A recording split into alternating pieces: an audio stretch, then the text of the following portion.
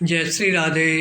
रामधारी गुप्ता खंड 2 प्रतिलेखन संख्या 98 गति 120 शब्द प्रति मिनट प्रारंभ करें। आदरणीय सदस्यों, भारत गणराज्य की सर्वप्रथम संसद के जो हमारे संविधान के अनुसार चुनी गई है सदस्यों के रूप में मैं आप लोगों का स्वागत करता हूं। विभिन्न भाषाओं की रचना और राज्य के अधिपति संबंधी संविधान के उपबंधों को हमने पूरी तरह से कार्यान्वित किया है और इस प्रकार हमने अपनी यात्रा की एक मंजिल पूरी कर ली है। जैसे ही यह मंजिल समाप्त होती है दूसरी मंजिल शुरू हो जाती है। कोई भी जाति या राष्ट्र अपनी भावी निर्माण यात्रा में आराम से नहीं बैठ सकता। 17 करोड़ से अधिक भारतीयों द्वारा नवनिर्वाचित संसद के सदस्यों के रूप में आप ऐसे यात्री हैं जिन्हें उनके साथ साथ आगे बढ़ना है। आपका यह बड़ा सौभाग्य है और आप पर भारी उत्तरदायित्व है।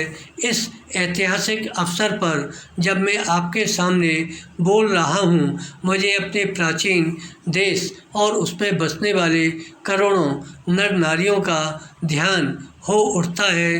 भाग्य हमारे सामने है और यह हमारा काम है कि हम उसके निमंत्रण को स्वीकार करें।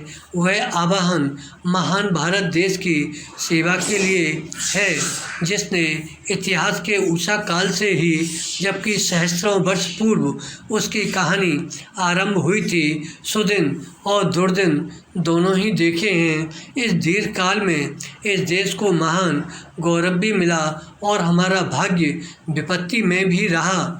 अब जबकि हम भारत की लंबी कहानी का नया अध्याय आरंभ करने वाले हैं, हमें पुनः यह निर्णय करना है कि हम उसकी सर्वोत्तम सेवा किस प्रकार कर सकते हैं। विराम।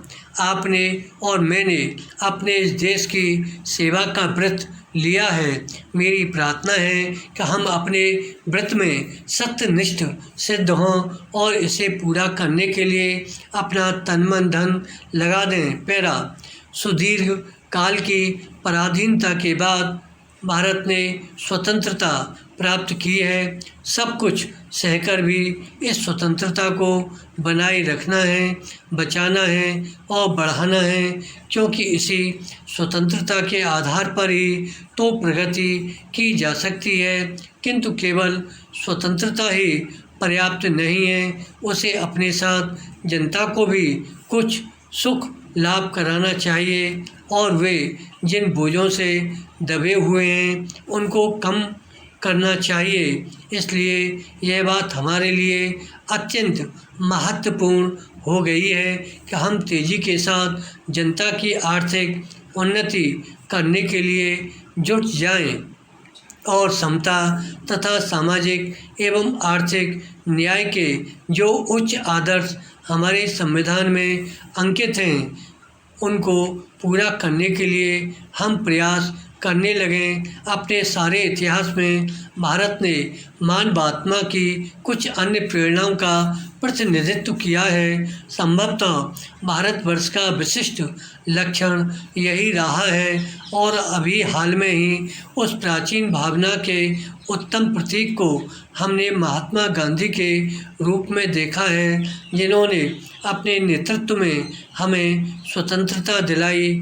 उनकी दृष्टि में राजनीतिक स्वतंत्रता प्राप्त करना एक महत्वपूर्ण कदम था, पर मानवात्मा की महत्तर स्वतंत्रता की दृष्टि से वह केवल एक प्रयास मात्र था। धन्यवाद।